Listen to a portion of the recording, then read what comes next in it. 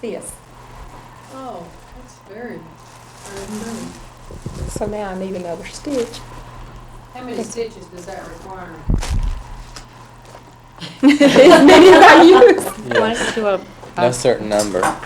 Any number she might want to use. What would be a good? You might think of repeating something that you already have.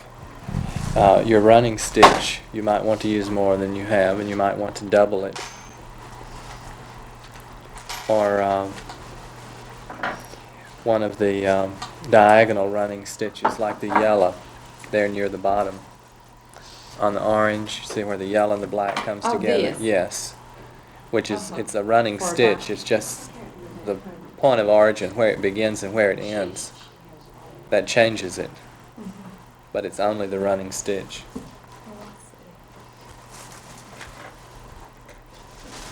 Do you make that up as you go along, or do you have I'm a just- pattern? No, I'm just making it up as I go. Jim, what are you It'll be a- doing here? This is a needle weaving, which the only difference from any other type of weaving is actually in the tools you use and the fact that it's shaped. During the past few years, there's been more and more attention on weaving variations or weaving that you can do that doesn't require a loom or expensive equipment. And sometimes it's known as shaped weaving, sometimes as needle weaving. And it can It's a be piece of any poster shape. board. It can be any shape.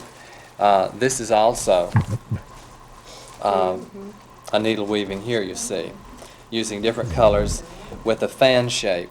The idea is that both of these could be taken off and could be appliqued to a piece of fabric and worked into a stitchery panel, Oh, since our main concern is a creative approach to stitchery. Now, when you say a creative approach, what are you talking about? What do you really mean?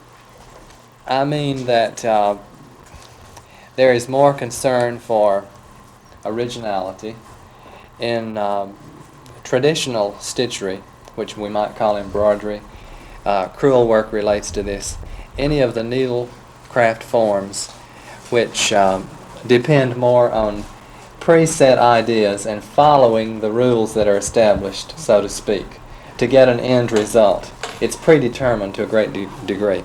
But in creative stitchery, a characteristic is that more emphasis is being placed on color, more emphasis on texture, combining different materials, different approaches to the form that you actually get. For example, the needle weaving is just one of many approaches. It might be that applique would be used, fabric would be cut and stitched to another piece. Natural materials might be worked into the surface of the stitchery, beads, feathers. So I think a characteristic of creative stitchery is that the person doing it is responding to the piece in an ongoing way as he works, rather than deciding ahead of time, this is what it will be, and I'm going to follow these rules verbatim to make it this way. So you really let yourself go, Yes, and it's probably much better for you. I think it is, certainly. I Much enjoy better it for you. more, right. Well, you say you use all the different types of materials with this.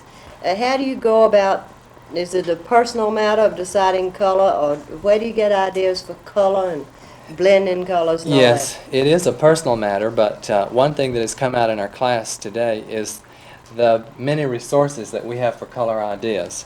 Of course, we have photographs that can be used. Here is one example right here of something that came from a little art book, and it's actually a print, much like a painting. But this can serve as a color idea for a stitchery, and it did so in terms of this thread right here. These threads consisting of cotton, wool, rayon, a variety of textures, a variety of sizes. The inspiration for this color combination was actually this picture. We have another example here where a drapery fabric, yellow, orange, rust color, brownish black, and this resulted in this color combination. So it may be from fabrics that we already have on hand, it may be from photographs, it may be from colors that we see in nature, flowers or birds. You know what I was just thinking about? The different shades of greens in the trees Yes. in the springtime.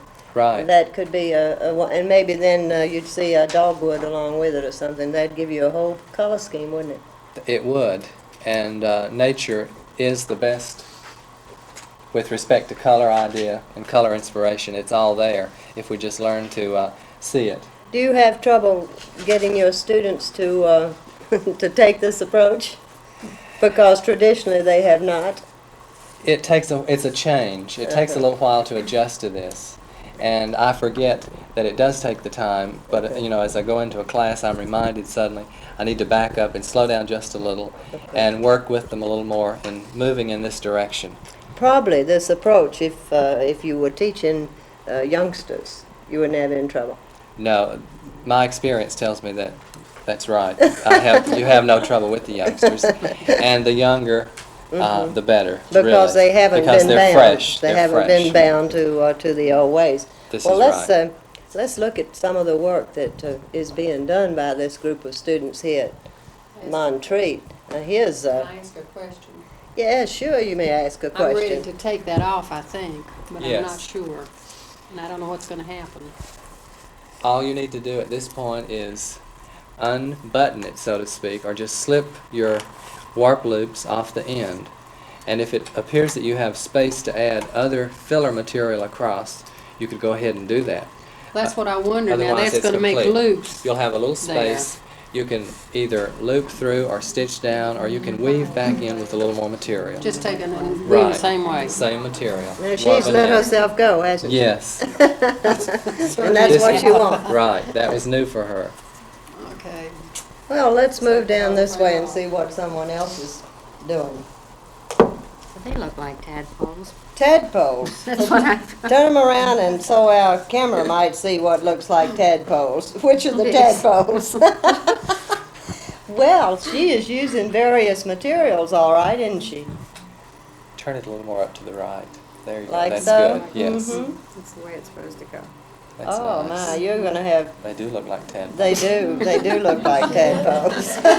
This is what I was. Yes, I did. Believe me. And After your- the first one, Your I did. inspiration was from a Was picture? a picture in the From a picture. magazine. Uh-huh, this picture. Yes. Mhm. And you are raveling out some material here to get your thread? To get the color that I want. Yes. Well, for goodness sakes. This piece This too? piece and of course the plaid's Look always at very that. good. Because there's That's another very color. interesting. Let's move along. And you were the one that was yelling for help a while ago. Yes. And did you get it? Have you got your Some. stitch that you want? Mhm. Let's pick that up and let us kind of see it a little bit. Is this your first effort at this type of? Yes, it is.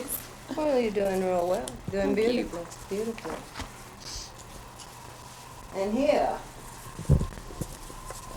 You'll have to tell me now what you're That's going to be doing. a mushroom. Oh, it's a part of a mushroom. Here we go. Let's hold it around. That's the cap. That's the cap. And what kind of stitch is that? That's a buttonhole stitch. Blanket stitch. Blanket stitch. And what's all this you got on this end? Well, that's a mess. That's a mess. Now that's why you let yourself go. Well, I was trying to learn some new stitches on that one. Well, that's exactly what you're here So I for. had to fill in spaces where it looked unbalanced. I don't call that a mess. I'd call it good if I'd been the one doing it.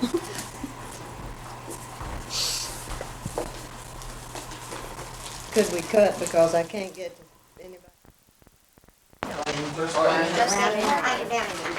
Right. Recently, at Montreat, North Carolina, we ran across a most unusual creative stitchery class. The most unusual part was it was being taught by a gentleman, Jim Gentry of Asheville. Except you have been doing kind of a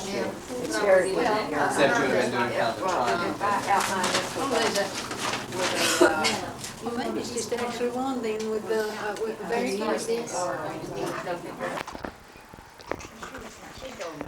Recently at Montreat, North Carolina, we happened to run across a very unusual creative stitchery class. One of the unusual factors was that it was being taught by a gentleman named Jim Gentry from Asheville,